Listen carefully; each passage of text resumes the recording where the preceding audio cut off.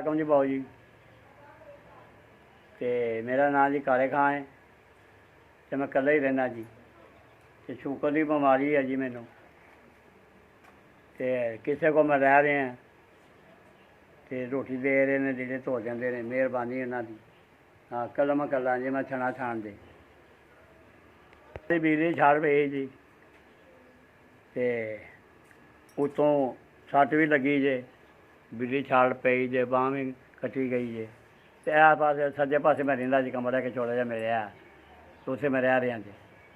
ਦਵਾਈ ਖਾ ਰਿਹਾ ਜੀ, ਅਤੇ ਕਿਸੇ ਕੋਲ ਰਹਿਣਾ, ਕਦੀ ਰੋਟੀ ਕਿਸੇ ਕੋਲ ਖਾ ਲੈਣਾ, ਕਦੀ ਕਿਸੇ ਕੋਲ ਖਾ ਲੈਣਾ, ਕਦੀ ਕਿਸੇ ਕੋਲ ਖਾ ਲੈਣਾ।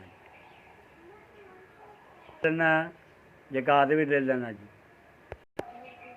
ਇਹ ਆਪਣਾ ਜਗਾਤ, ਇਹ ਜਗਾਤ ਹਾਂ ਜੀ, ਜਗਾਤ ਮਿਲ ਗਈ ਹੈ ਜੀ ਮੈਨੂੰ, ਅਤੇ ਮਿਹਰਬਾਨੀ ਹੈ। ਮੈਂ ਦਵਾਈ ਲਿਆ ਰਿਹਾ ਅਤੇ ਖਾ ਰਿਹਾ, 4000 ਰੁਪਈਆ ਜੀ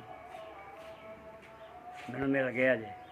ਅੱਲਾ ਤੁਹਾਨੂੰ ਬਹੁਤਾ ਦੇਵੇ, ਸ਼ਹਿਨ ਲੱਜਪਾਲ। ਬਾਂਹ ਵੇਖ ਲਓ ਮੇਰੀ ਕੱਟੀ ਜੇ, ਆ ਦੁਆਵਾਂ ਦੇ ਰਿਹਾ, ਅੱਲਾ ਬਹੁਤਾ ਤੁਹਾਨੂੰ ਦੇਵੇ, ਇੰਨਾ ਸ਼ਹਿਨ ਲੱਜਪਾਲ ਜੀ।